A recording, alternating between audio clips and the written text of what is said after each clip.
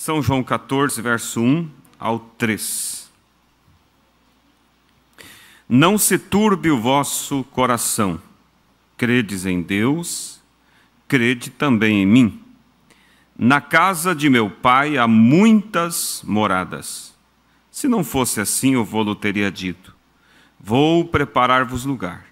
E se eu for e vos preparar lugar, virei outra vez e vos levarei para mim mesmo, para que onde eu estiver, estejais vós também. Amém? Podeis assentar, irmãos? Eu quero falar sobre o tema nesta noite: coisas que hão de ser. Coisas maravilhosas que hão de ser, que acontecerão para todos aqueles que amam a vinda do Senhor Jesus. Você ama a vinda do Senhor Jesus? Você vive para esse momento? Aleluias! Então há coisas maravilhosas te esperando logo ali depois da curva. Temos aflições normal deste mundo, porque vivemos em um mundo sujeito às intempéries da vida, mas o que faz brilhar a nossa alma é a certeza de que tudo aqui vai passar. E que, como disse Paulo, as coisas que nos esperam do outro lado não há de se comparar com as coisas que por aqui nós passamos. E há um ditado dos incrédulos que dizem assim: quem viu, quem foi e voltou para dizer. Nós não precisamos que alguém vá e volte para nos dizer, porque nós vivemos por fé e cremos na palavra de Deus, que é a verdade. Mas mesmo assim temos a oportunidade, sim, de Deus ter permitido alguém ir, ser transladado, ver e nos dizer como é o outro lado. Como o próprio apóstolo Paulo, né? Ele esteve do outro lado. E quando ele voltou daquela transladação, ele disse coisa que as palavras não conseguem expressar. Os olhos humanos não conseguem, não há como você mensurar. É aquilo que espera os salvos do outro lado. Amém? E o nosso profeta, ele também teve a experiência de ver o outro lado. Quando ele estava ali deitado em sua cama, e ele acordou pela manhã, e então ele estava com as mãos assim, embaixo da sua cabeça, pensando, e ele passou a mão, estava careca, e ele disse para si mesmo: Billy, se você quer fazer alguma coisa para Deus, faça logo, porque você já está ficando velho. E de repente, então, ele foi chamado e ele viu seu espírito saindo do seu corpo. E logo ele se viu à altura do teto. E ele olhava para baixo, via o seu corpo deitado, com suas mãos atrás da cabeça. Via sua esposa ao seu lado e ele começou a subir. E logo ele estava naquela outra dimensão. E quando ele chega ali naquele lugar maravilhoso, aquelas pessoas felizes vinham correndo e o abraçavam e diziam: olá, precioso irmão Brana, e eles abraçavam.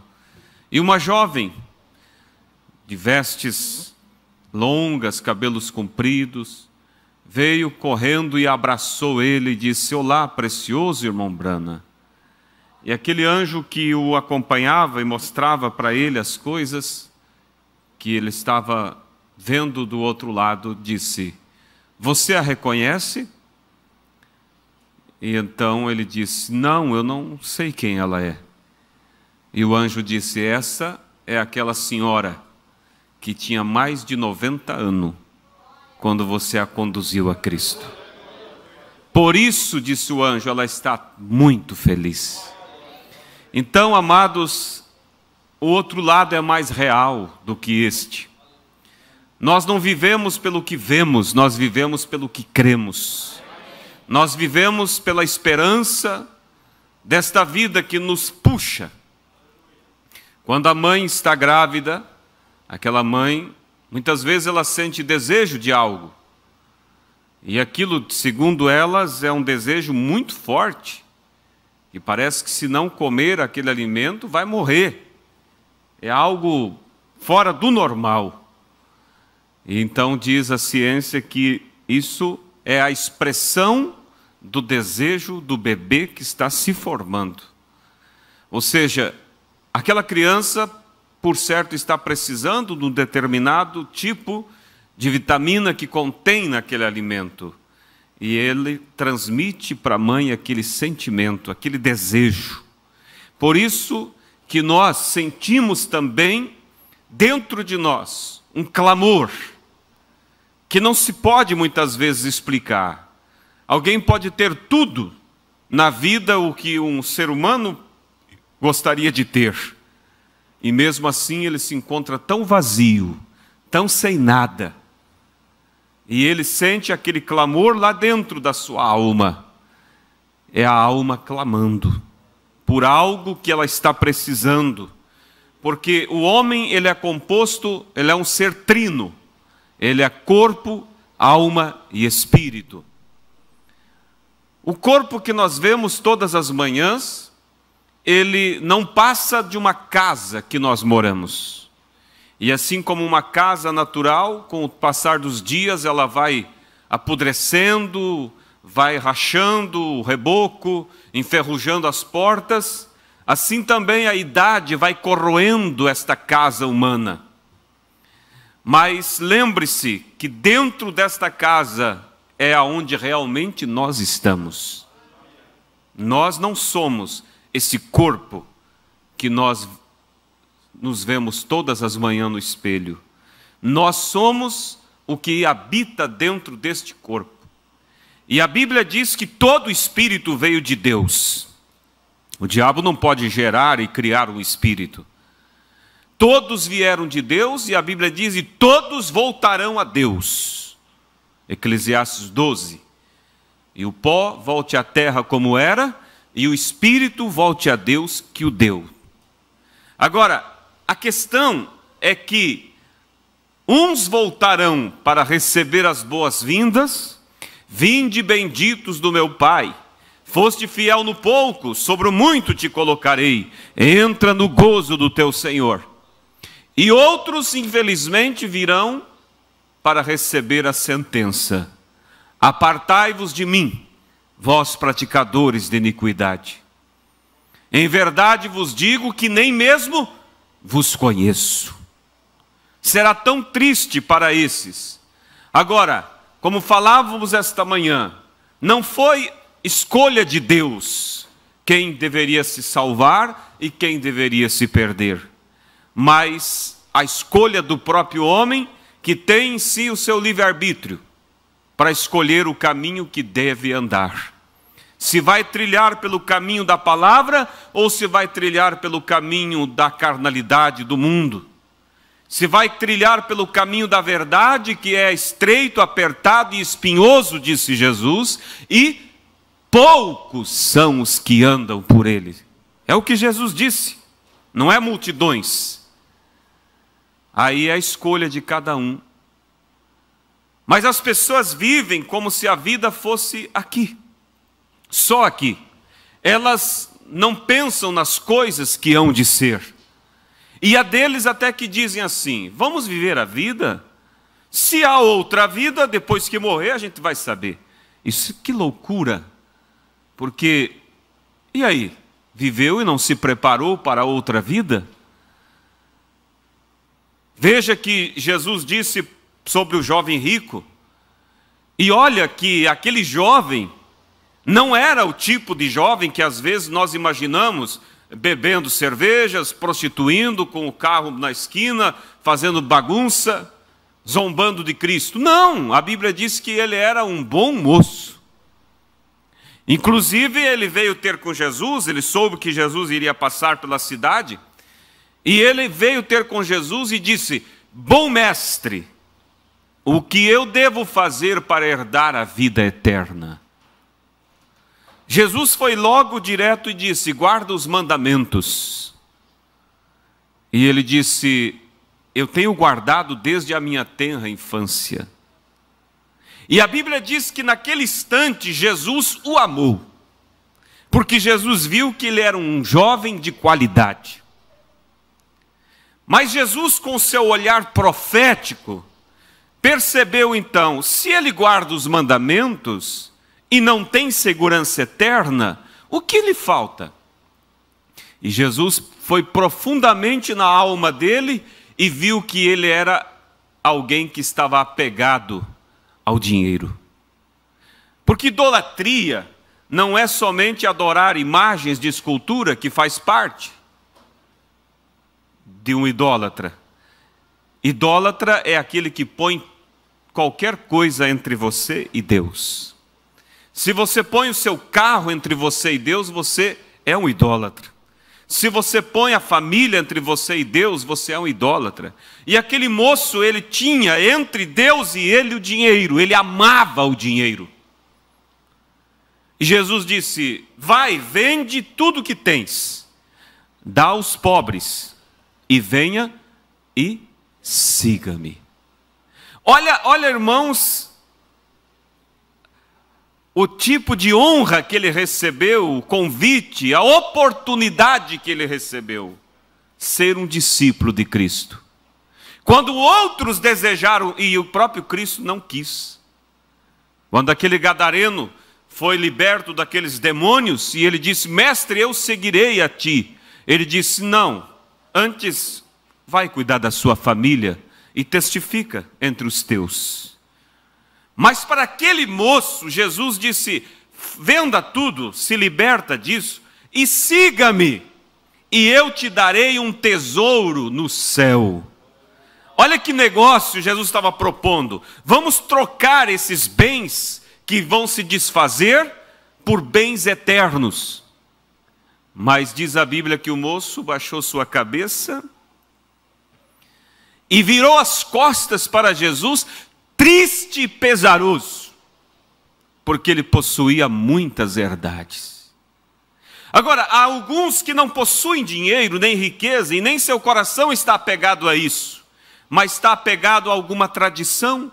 E Jesus disse assim: vocês invalidam a minha palavra por causa das vossas tradições. Colocam a vossa tradição acima da minha palavra. E há pessoas sinceras no que fazem, mas estão, infelizmente, sinceramente erradas. E a Bíblia diz assim, Deus disse: o meu povo pereceu por falta de conhecimento. Mas não por faltar o conhecimento ofertado a eles, porque o conhecimento em todo tempo tem sido ofertado por Deus, e ninguém parte desta vida sem antes ter a chance e a oportunidade de ser convidado por Deus aqui na alma. Pode que um evangelista nunca bateu na sua porta, nunca lhe entregou um folheto, mas em algum momento, na sua solidão, na sua quietude, algo lhe chamou aqui e disse: não está bem a vida que você está levando. Porque o profeta pregou a mensagem: Deus não leva o homem a julgamento sem antes adverti-lo. Mas o problema é que as pessoas fazem o que o moço rico fez: silenciam a voz de Deus. O moço virou as costas triste e pesaroso, e eu penso que aquela noite ele não dormiu. Eu penso que aquela noite ele rolou de um lado para o outro na cama, e ele ouvia aquela voz tinindo no seu ouvido: vende o que tens, dá aos pobres e siga-me, e eu te darei um tesouro no céu. Quem sabe ele apertava o travesseiro no seu ouvido para tentar parar de ouvir aquilo, ele queria dormir. Acordou pela manhã com seus olhos inchados porque não dormiu. Seus criados: o que houve, meu senhor? Não, está tudo bem, está tudo bem. E ele era um homem de negócios, logo saiu ali, fez mais um negócio, comprou mais terras e foi enriquecendo. E a voz foi se espaçando. Aquela voz que ele ouvia no seu ouvido foi se espaçando. Passou a demorar mais para ouvir. Até que chegou o dia que ele ouviu pela última vez. Há muitos que Deus fala pela última vez. E eles passam a linha da misericórdia, porque rejeitam a voz de Deus, mesmo crentes que estão vivendo, batizados, mas Deus os está chamando para realmente ser crentes na alma, não no intelecto. Deus os está chamando para uma experiência experimentada com Deus, porque há muitos que vivem uma experiência contada, ouvida. Eu ouvi falar que ser um cristão é isso. Eu ouvi falar que Deus faz isso. Não, ser cristão é você contar de si mesmo. Deus fez isso na minha vida. Deus é isso. Por que Deus é isso? Porque eu senti, porque eu tenho companheirismo. Cristianismo é isso. Mas o diabo não está preocupado de você estar aqui na igreja, sentado nos bancos. O que ele preocupa é você estar sentado em lugares celestiais, em Cristo Jesus. Porque lugares celestiais é a posição do crente em Cristo. E o crente está sentado em lugares celestiais, ou seja, ele está vivendo uma posição em Cristo. Ele não é um membro de igreja. Ele é um membro do corpo de Cristo. Unir-se à igreja, batizar-se, fazer parte de um grupo, não te faz membro do corpo de Cristo, faz membro de uma comunidade. Mas Paulo, a Bíblia diz assim, que por um Espírito somos batizados em um corpo, formando assim, esse corpo, né? O corpo da noiva. Isso é ser cristão, isso é cristianismo. E essa voz fala. Fala através da pregação, fala através de sonhos, fala através de sentimentos, que não está bem, que você precisa tomar uma posição mais séria sobre a sua fé. Mas a gente vai relutando, vai muitas vezes argumentando com a razão. Bem, mas eu já sou crente, eu já deixei aquilo outro. O moço rico, ele com certeza ele argumentava, muito bem, eu confio em Jesus, mas sabe, eu guardo os mandamentos, eu faço tudo o que o sacerdote diz que é para fazer, quando é dia das festas eu vou lá, eu levo o cordeiro, o sacrifício, e mais, eu levo até alguns de sobra para aqueles que não podem levar. E a razão ia tomando conta, mas de repente aquela voz batia, vende tudo o que tens, dá aos pobres e siga-me. E ele ouviu um dia pela última vez, e nunca mais ouviu. E ele ficou rico, ao ponto que a Bíblia diz que um certo dia ele estava preocupado, não por falta de dinheiro, mas preocupado porque não sabia onde guardar tudo que tinha. A safra foi muito grande, e ele disse, onde eu colocarei as minhas novidades? E ele disse, já sei. Mandarei derribar os celeiros velhos, construirei novos celeiros para que guarde todas as minhas novidades. E ele fez isso, e quando então terminou a grande obra e guardaram toda a sua safra, deu uma festa muito grande, chamou quem sabe o prefeito, os dignatários e tanta gente. E ele era um homem respeitado, não só pela política, mas pela religião, porque ele era religioso. Mas a Bíblia diz que após aquela festa, aquela noite, ele ouviu uma voz. E a voz disse bem assim nos seus ouvidos, louco, hoje pedirão pela tua alma, e o que fizeste por ela? Hoje requererão a sua alma. E quem sabe naquela noite teve um infarto fulminante e se foi. E a história continua, e você vai encontrar ele no Hades, no inferno.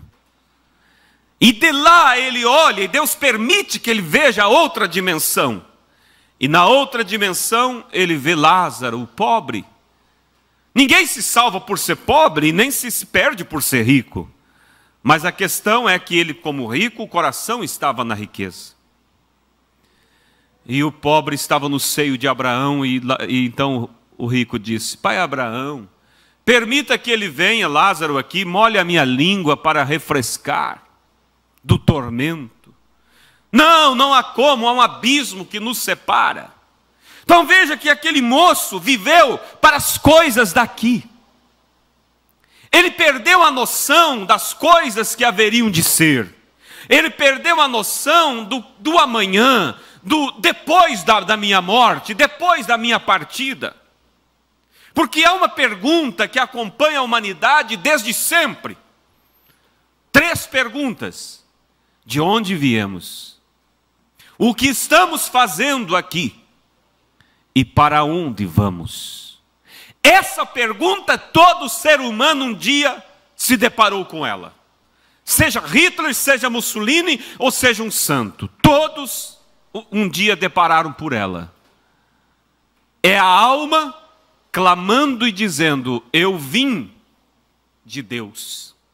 E eu preciso voltar para Deus. Só que para voltar para Deus, você tem que decidir por Deus aqui. Porque aqui você tem a liberdade de decidir que tipo de vida você vai levar.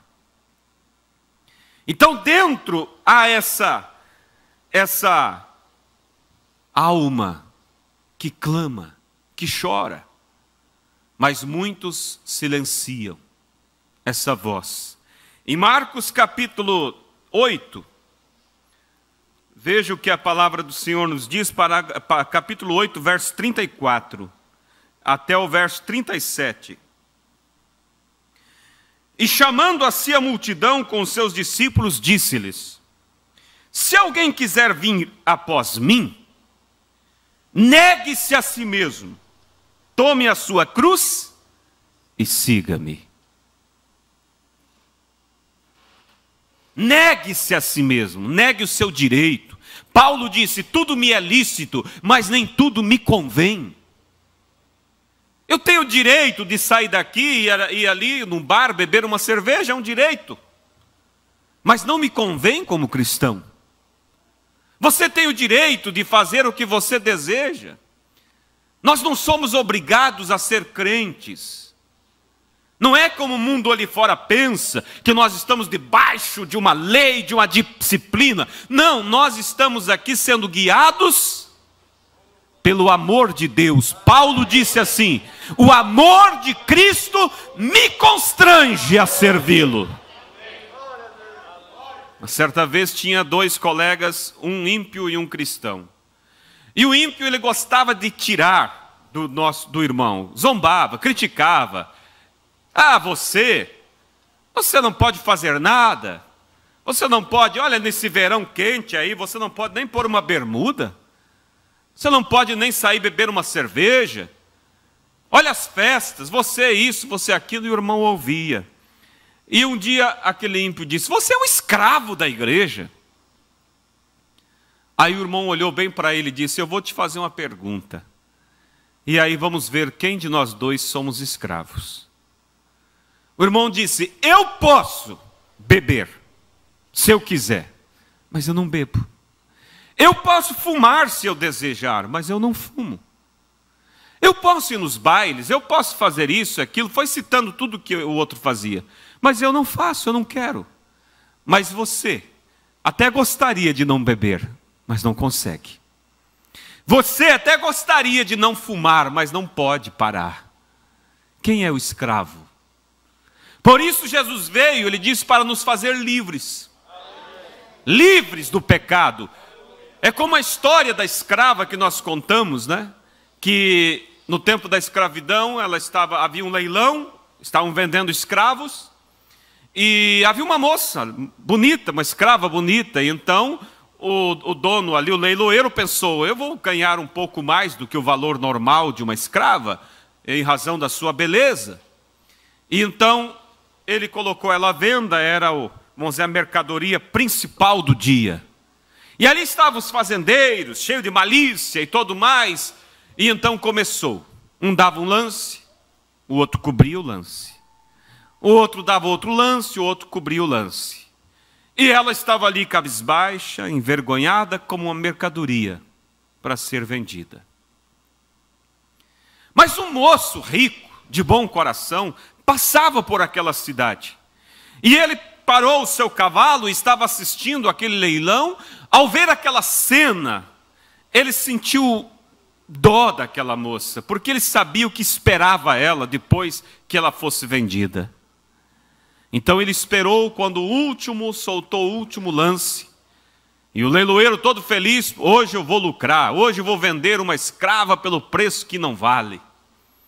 Quando ele foi bater o martelo para dizer vendida, o moço gritou de cima do cavalo e dobrou o lance. Quando ele dobrou o lance, nem o leiloeiro acreditou e disse, moço, nós não estamos brincando. Ele disse, eu não estou brincando, eu pago. O leiloeiro olhou e disse, quem dá mais? Ninguém ousou oferecer mais nada. Então ele bateu o martelo e disse, está vendida. Assinou a documentação, entregou para o rapaz. O rapaz saiu para o lado, a moça saiu quieta, cabeça baixa. Ele olhou e disse, moça, olha para mim. Eu quero lhe dizer algo. Eu não te comprei para ser minha escrava. Eu comprei a tua liberdade. E ele assinou a carta de alforria, o documento, e disse, de hoje em diante, tu és uma mulher livre. Vai, viva a sua vida, case, tenha sua família, seu lar, não como escrava, mas como livre. E entregou a carta nas mãos dela e virou seu cavalo e saiu. Mas enquanto ele cavalgava, de repente ele ouviu um tropel atrás dele e alguém ofegante que corria, cansada. E ele para e olha para trás e lá vem a moça correndo atrás dele. E ele então para e diz, jovem, você parece que não me entendeu. Eu não te comprei para ser minha escrava. Eu comprei a sua liberdade. Ela disse, eu entendi muito bem. Mas eu não estou te seguindo como escrava. Eu quero te servir todos os dias da minha vida como livre. Eu quero lavar os pés dos teus empregados, não como escrava, mas como livre. Foi isso, igreja, que Deus fez por nós. Quando Ele viu a mim e a você escravos do pecado, escravos da tradição enganosa, nos levando para a perdição, Ele nos amou, a Bíblia diz, de íntima compaixão, ao ponto que Ele desceu do seu trono e pagou o alto preço que ninguém podia pagar. Mas Ele não pagou para me fazer escravo. Ele não me comprou para ser seu escravo, não. Ele comprou a minha liberdade. E o que me faz hoje servir a Deus é a gratidão pelo que Ele fez por mim. Se vivo o que vivo, é por causa da gratidão que tenho. Se você vive esse evangelho, é pela gratidão que você tem. A doutrina que você segue não é imposição, mas é um reconhecimento seu. Você reconhece que faz parte da natureza de Deus e que Ele se agrada assim, e você assim vive. Aleluias! Você não vive para as coisas dessa vida. Como lemos aqui, ele diz, quem quer vir após mim, negue-se a si mesmo, tome sua cruz e siga-me. Porque qualquer, olha só, que quiser salvar a sua vida, perdê-la-á. Aquele que tenta fazer algo para se salvar naturalmente, conquistar, construir, focado nas coisas daqui, perdê-la-á, perderá a vida. Mas qualquer que perder a sua vida por amor de mim. Se alguém diz, você está perdendo a vida, você está perdendo o seu futuro, olha tudo que você tem pela frente, olha o futuro brilhante que você tinha, tudo na sua mão, você está perdendo. Jesus disse, aquele que perder algo, perder a sua vida por amor de mim e do evangelho, esse a salvará. Aleluias! Porque esse perdeu para as coisas daqui, porque estava olhando para as coisas que haveriam de ser. Não vivia pelas coisas aparentes, mas vivia pelas coisas invisíveis, porque a fé olha para o invisível. E o apóstolo São Paulo disse: o homem que vive só para as coisas deste mundo é o mais dos miseráveis homens. Viver só para as coisas daqui, viver somente para os bens naturais, é o mais dos miseráveis homens. Nós não vivemos para as coisas aparentes. Nós não vivemos para aquilo que os olhos vê. Nós vivemos para aquilo que nossa alma diz. Há uma voz aqui dentro que te conduz. Há algo que fala alto. Seu instinto natural não consegue compreender, mas você sabe. E veja que todos os reinos se foram. As riquezas acabaram. Hoje os arqueólogos cavam metros e metros para achar algum vestígio da civilização que se foi. Homens que viveram, que lutaram, que mataram, que fizeram para se colocar no trono, para ser alguma coisa. Mas esqueceram de olhar para as coisas que haviam de ser. Acharam que a vida era só essa. Todos achavam que as coisas eram só aqui. Era aquilo que viam. Mas nós vemos alguns na Bíblia que eles não viviam por aquilo que era aparente. Eles viviam por algo que seus olhos não podiam ver. Nós vemos um Sadraque, Mesaque, Abednego. Nós vemos um Daniel, um jovenzinho, que foi levado escravo para a Babilônia. Veja, irmãos, ele não tinha o seu sacerdote ao seu lado, ele não tinha a igreja para frequentar, ele não tinha o que nós temos, cultos, lives todos os dias. Estava vivendo entre a idolatria, entre o paganismo, e teve a honra de ser convidado para viver e morar no palácio. E o rei, querendo o bem deles, disse para o eunuco: sirva a eles do mesmo alimento que você serve a mim. Mas quando chegou a hora, e então veio o banquete para eles, Daniel e seus amigos disseram assim: faz o seguinte, dá para nós um tipo diferente de comida. Nós não queremos comer esse tipo de iguarias do rei. Porque lá, ainda eles viviam na lei, né? E eles não comiam carne de porco. Tudo aquilo eram símbolos, eram sombras. A carne de porco simbolizava o pecado e assim por diante. Mas quando Cristo veio, as sombras se cumpriram e Ele trouxe, através do seu sangue, o direito de nós purificarmos. A Bíblia diz, pela oração, tudo é santificado. Mas então até ali eles viviam debaixo da lei, que era sombra. E eles, a Bíblia diz, se propuseram no seu coração não se contaminar com as iguarias do rei. Mas pense, irmãos, se põe você no lugar deles, às vezes você lê a Bíblia como uma história rápida. É fácil ler rapidamente que Daniel estava no palácio, não quis comer a comida do rei. Mas vamos viver dia a dia, momento a momento, a história dele. Estava em jogo, irmãos, a posição dele no palácio. Estava em jogo a vida de mordomia. Estava em jogo a sua própria vida, contrariar o rei. E ele disse: não, nós não vamos nos contaminar. E depois, vocês sabem, Deus honrou, Deus abençoou, eles se tornaram governadores, se tornaram homens de grande estima no reinado. E um dia, Nabucodonosor erigiu aquela imagem de ouro e chamou todos os grandes para que se prostrasse e adorasse a imagem que ele havia feito ali na sua inauguração. E ali estavam os prefeitos, os governadores, e entre deles Sadraque, Mesaque, Abednego, que eram governadores. E quando a buzina tocou, aqueles moços ficaram bem de pé. Eles não viviam, irmãos, pelo que era aparente. Eles viviam focado naquilo que haveria de ser. Eles olhavam para um futuro. Eles olhavam para frente.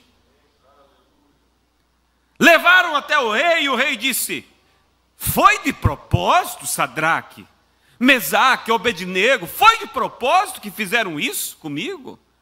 Olha o que eu tenho feito por vocês. Eu vou chamar a música para que toque de novo. Mas se vocês não se prostrar, eu vou aquecer a fornalha 7 vezes mais. 7 vezes mais. E eu quero ver, disse o rei, qual é o Deus que vai livrar vocês. Eu quero ver se o vosso Deus pode, eu vou ler aqui alguns parágrafos, pode vos livrar da minha mão. Eles disseram: olha, rei, se ele pode nos livrar ou não pode, é o seguinte, se ele quiser, ele pode. Se ele não nos livrar, fique sabendo, ó rei, que nós não vamos se prostrar diante da sua imagem. Parágrafo 107 da mensagem Testemunhas. Olha só. Agora observe, eu quero que você entenda isto muito bem.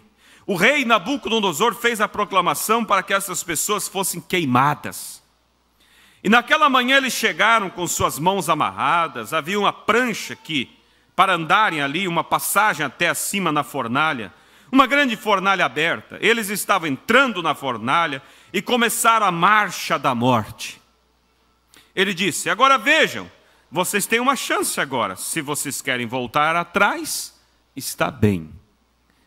Agora Sadraque, irmãos, oraram por certa noite toda, por um livramento.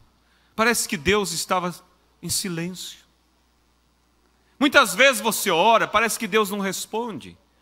Mas a resposta você já tem, é a palavra, fica com ela. Deus cuidará das coisas lá na frente. Jesus disse, quando Pedro viu aquele moço abandonando, ou melhor, rejeitando abandonar o que tinha para seguir Jesus, despertou em Pedro uma pergunta. E ele disse: mestre, e nós que deixamos tudo para te seguir, o que vamos ganhar? Por isso, irmão Guilherme, Deus te abençoe na sua decisão por Cristo. Pedro disse: nós que deixamos tudo para te seguir, o que vamos ganhar? O profeta disse na mensagem Abandonando Tudo, ele disse assim: Deus não deve nada a ninguém. Jesus olhou para Pedro e disse: não há aquele que deixe pai, mãe, irmãos, qualquer coisa que tenha que deixar por amor do meu nome, que não ganhe 100 vezes mais nesta vida, e do outro lado, a vida é eterna. Aleluia! Glória a Deus! Não estamos deixando algo por uma seita, nós estamos deixando por Cristo, por aquele que nos amou. E estamos servindo a Ele, não como a denominação ali fora faz. Venha, aceite Jesus e tenha casa própria, tenha vários apartamentos. Não, nós não viemos por isso, não. Nós viemos por amor a Ele. Mas mesmo assim Ele disse: eu vos abençoarei. Aleluias. E aqueles moços então estavam determinados. E eles oraram. Mas amanheceu o dia, não houve livramento nenhum. Mas isso parou a fé deles? Não. Eles disseram: nosso Deus é capaz de nos livrar, mas não voltaremos. Eles eram verdadeiras testemunhas, fiéis até o fim. Eles começaram, olha isso aqui, igreja, acompanhe. Eles começaram a subir na passagem, naquela rampa que ia até a fornalha. Subindo, os soldados guiando, o intenso calor foi tanto que quase asfixiou os soldados. E então, quando ele estava pronto para empurrá-lo para dentro da fornalha ardente, eu posso ouvir Sadraque dizer: diga, Sadraque olhou para o seu colega, né, e disse: diga, você tem certeza de que você orou quanto a isto? Que às vezes, irmãos, há aquele momento de, vamos dizer, que você dá uma cambaleada assim no momento, porque somos humanos. E então Sadraque olhou para o seu companheiro e disse: diga, você tem certeza que você orou sobre isso? Sim, eu creio que tudo está bem agora. Um animando o outro. Aleluia. E então até mesmo os soldados foram mortos, aqueles que os levavam para dentro, e eles os empurraram só alguns degraus e os teriam empurrado para dentro da fornalha. Agora, o tempo todo que tem algo acontecendo aqui na terra, escuta isso, o tempo todo, quando há alguma coisa acontecendo aqui na terra, há algo acontecendo lá no céu. Quando há algo se movendo aqui, há algo se movendo lá. Quando há algo se movendo na vida do pecador aqui, também há algo no inferno se movendo, porque são conexões. Mas quando há algo se movendo na vida do crente, daquele que toma decisão por Cristo, há algo movendo-se no céu. Aleluia! Me faz lembrar, glória a Deus, louvado seja Deus, me faz lembrar de Amrão, pai de Moisés, quando nasce seu bebezinho Moisés e o decreto do rei: todo menino homem seja morto. Por quê? Porque havia a profecia de um libertador. Então, se matarmos todos os meninos, quando nasce o libertador, ele vai morrer. Eles seguraram o bebê até os 3 meses, escondido. Mas chegou o momento que não tinha mais como esconder. E um dia então chega Amrão do serviço e diz para Joquebede, sua esposa: tenho uma resposta para a questão do nosso filho. O que é, Amrão? O que vai fazer? Vamos nos livrar dele. Aquilo foi um choque para Joquebede. Disse: o quê? Você é o pai dizendo para nós se livrar do nosso filho. Ele disse: se nós tentar manter ele conosco, nós vamos perdê-lo. Mas se nós o entregar a Deus, nós vamos tê-lo. Aí é que está, irmão. Às vezes nós tentamos segurar, fazer do nosso jeito, vamos perder. Entrega para Deus, confia em Deus, deixa Deus conduzir e você terá. E ele disse: o que vamos fazer? Nós vamos se livrar dele, vamos entregar ele a Deus, vamos fazer um barquinho, larga ele no rio Nilo, entrega para Deus, Deus cuidará. Era uma inspiração no coração de Amrão. E quando eles foram, e o profeta faz aquela encenação, né? Que quando eles chegam na beira do rio, ali os crocodilos já estavam gordos de comer crianças que o rei jogava. E então eles chegam com o barquinho ali feito de junco. Deus lá do céu diz assim: Gabriel, Miguel, vem cá um pouquinho. E eles vêm correndo: pois não, senhor. Vocês têm visto o que está acontecendo lá embaixo?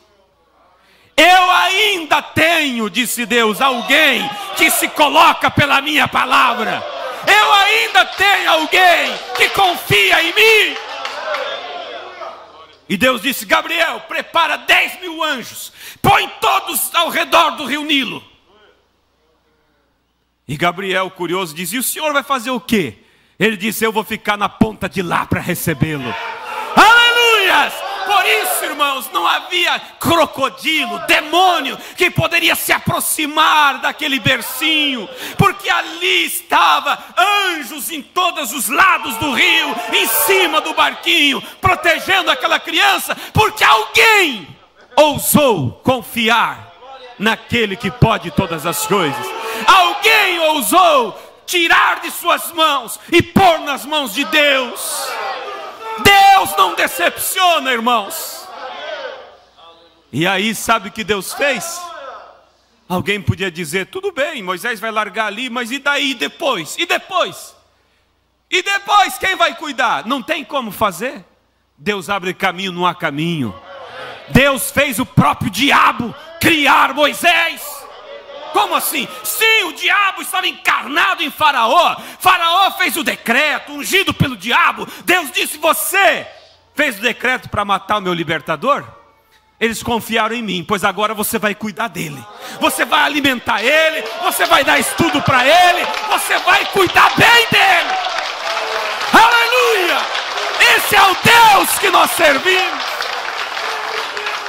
Quando você confia em Deus, nem que tenha que ser o diabo que vai trazer a vitória, Deus fará de qualquer jeito. Mas você não está olhando para o que é aparente, você está olhando para as coisas que hão de ser, você está olhando para o invisível, você confia que há um Deus que tudo pode. Aleluias! E os moços aqui, vamos seguir um pouquinho mais. Os moços indo para a fornalha. Ei, Sadraque, você orou hoje? Então veja só. Agora, o tempo todo tem algo acontecendo na terra, algo acontecendo também no céu.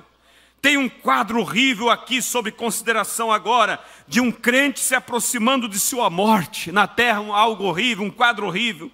Mas vamos direcionar nossa câmara nesta noite para o céu. Enquanto as coisas acontecem aqui embaixo, há algo acontecendo lá em cima. Eu posso ver Deus, o Filho de Deus, assentado à destra, olhando para baixo. Posso ouvir o anjo chegar e dizer: Senhor, eu sou Gabriel. E com sua espada em sua mão, dizendo: agora,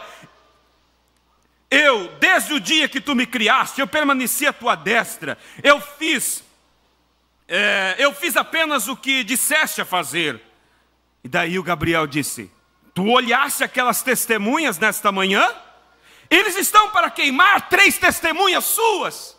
E o anjo agoniado, eu posso ouvi-lo dizer, Deus disse assim: eu os observei a noite toda.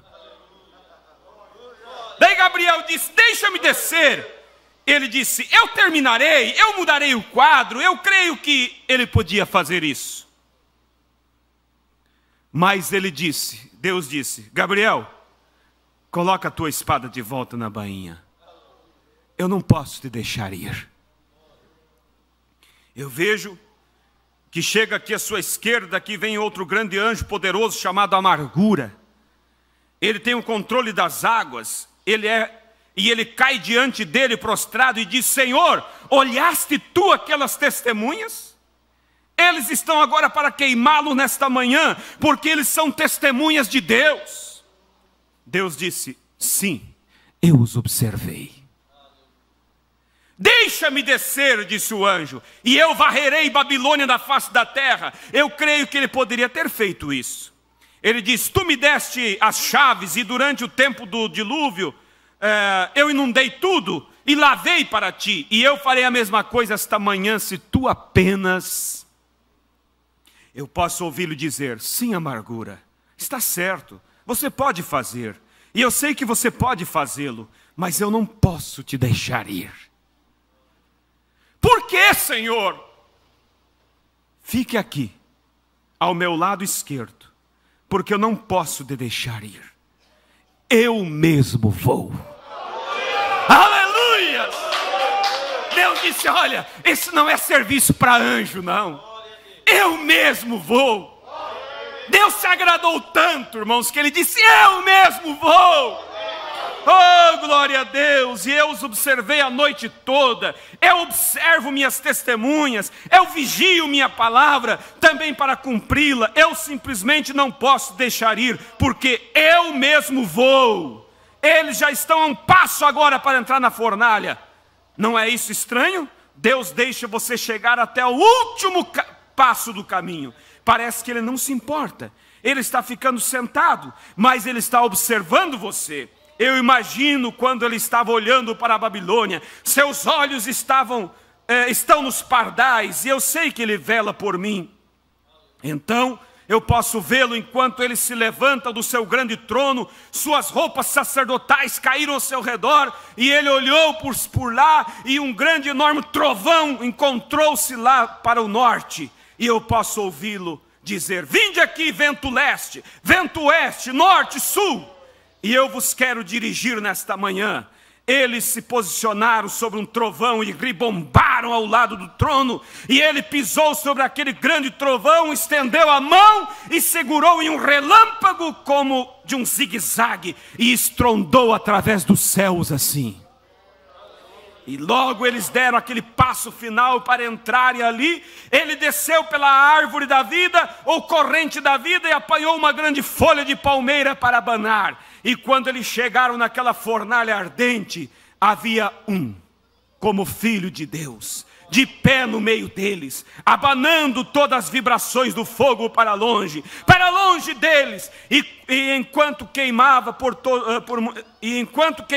por muito tempo, testemunhas reais e verdadeiras, Deus se colocará ao lado de uma testemunha verdadeira.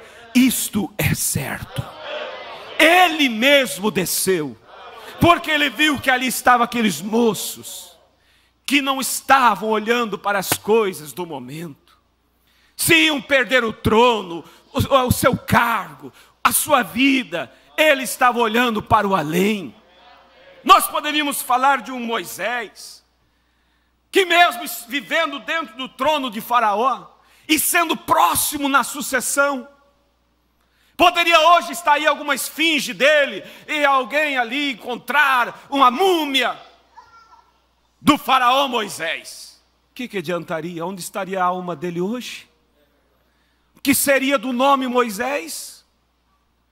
Mas disse o profeta, irmãos, que Moisés olhava da mesma janela do palácio.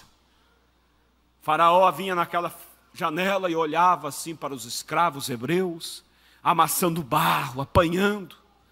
Faraó dizia: povinho miserável. Moisés vinha e olhava da mesma janela e dizia: ô povo abençoado.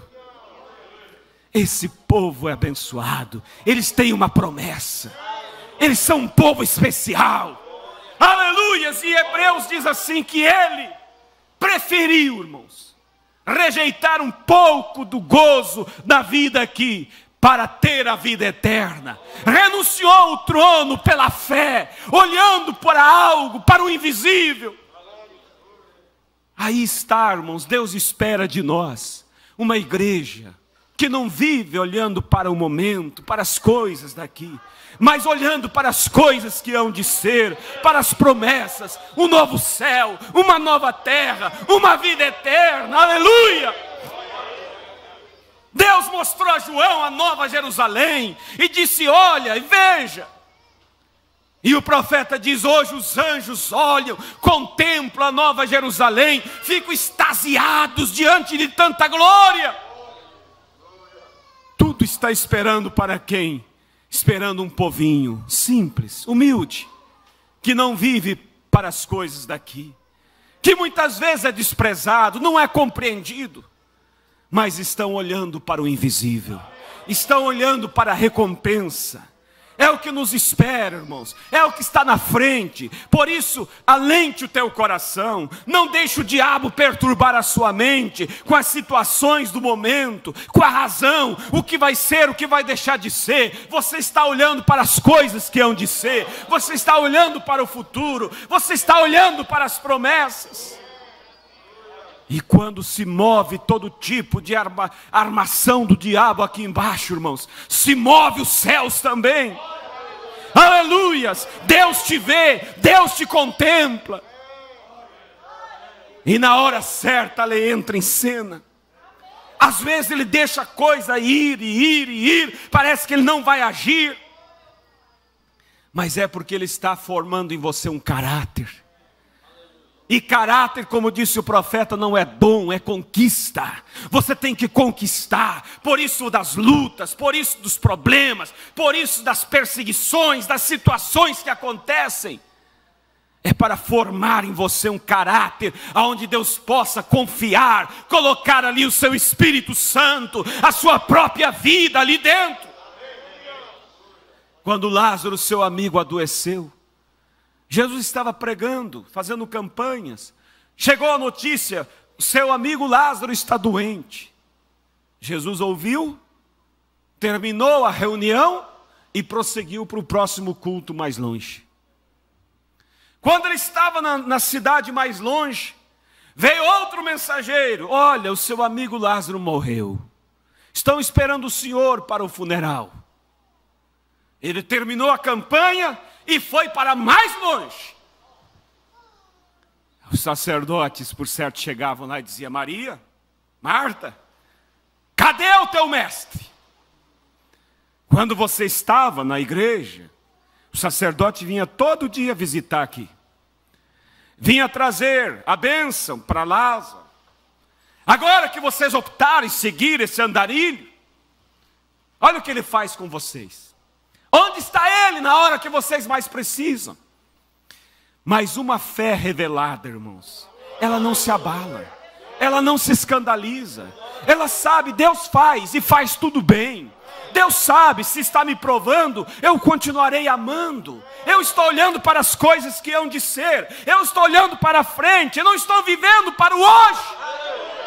Eu vivia para o hoje quando eu estava na tradição do mundo. Mas agora eu estou olhando para a frente. E quando Lázaro já tinha sido sepultado, 4 dias haviam se passado, Jesus chega. Marta não veio correndo e dizendo: mestre, está vendo? Olha o que o senhor faz por nós. Deixamos a igreja, que o sacerdote estava sempre nos visitando, para te seguir. E olha agora o papelão que o senhor nos faz passar. Vieram aqui perguntar se o senhor tinha vindo. O senhor não veio, nem resposta nos deu quando enviamos a carta falando do nosso irmão. Foi assim? Não, ela chegou humildemente e disse: mestre, se tu tivesses aqui, nosso irmão não haveria morrido. Ele disse: sim, mas ele ressuscitará. Ela disse: sim, eu sei, na ressurreição do último dia. Ele disse: não, é agora. Se creres, verás a glória de Deus. Onde vocês o levaram? Ela não disse: o quê? Se o senhor quisesse ver ele, viesse quando ele estava doente, viesse quando estava morto. Agora o senhor vai querer que nós leve lá na sepultura? Não, elas humildemente o levaram. E o profeta diz assim: é na hora mais sombria, quando as esperanças se vão, que ele chega e chama. Quando ele estava doente, havia esperança dele vir e curar. Quando ele estava morto no funeral, havia esperança dele vir e ressuscitá-lo. Mas quando ele estava apodrecendo, as esperanças tinham ido embora. Mas ele chegou e chamou: Lázaro, sai para fora. Por isso, igreja, nunca deixe a sua fé se abalar. Se estiver passando por momentos bons, o louve. Se estiver passando por momentos difíceis, o louve. Na hora mais sombria, ele vai chegar, ele vai chamar. Você não está vivendo para o que é agora. Você não está vivendo para o aparente. Você está vivendo para o amanhã, para as coisas que hão de ser, para um futuro glorioso. Vamos nos colocar de pé. Por isso nós caminhamos, por isso nós somos alegres, felizes. Por isso nada abala a fé do crente, porque ela está firmada nas promessas. Ela não depende do que vemos, ela não depende do que sentimos, ela depende do que cremos. Preciosíssimo Deus e eterno Pai, estamos vivendo na expectativa das coisas que hão de ser. Não estamos vivendo, Pai, para o momento, para a hora. Como olhamos esses personagens, se vivessem para o momento, eles tinham optado, Pai, em adorar aquele ídolo e viver e continuar no trono. Se optassem pelas coisas do momento, Moisés tinha optado pelo trono, teria se tornado um rei, mas onde estaria ele hoje? Mas ele estava vivendo, olhando para as coisas que haveriam de ser. Ele olhou para o invisível, ele creu no invisível. Oh Deus, por isso a fé dele não se abalava. A fé de José não se abalava. Quando ele estava longe da sua família, longe do seu pai, e agora na cadeia, preso, sem dever nada. Mas José nunca se abalou, nunca deixou de te servir, porque a fé dele olhava para o futuro, a fé dele olhava para aquilo que haveria de ser. E o Senhor o chamou, o Senhor o tirou daquela cela, o Senhor o tirou daquela situação e o colocou no mais alto do trono. O Senhor ainda é Deus, o Senhor é o mesmo, o Senhor faz isso pela igreja hoje.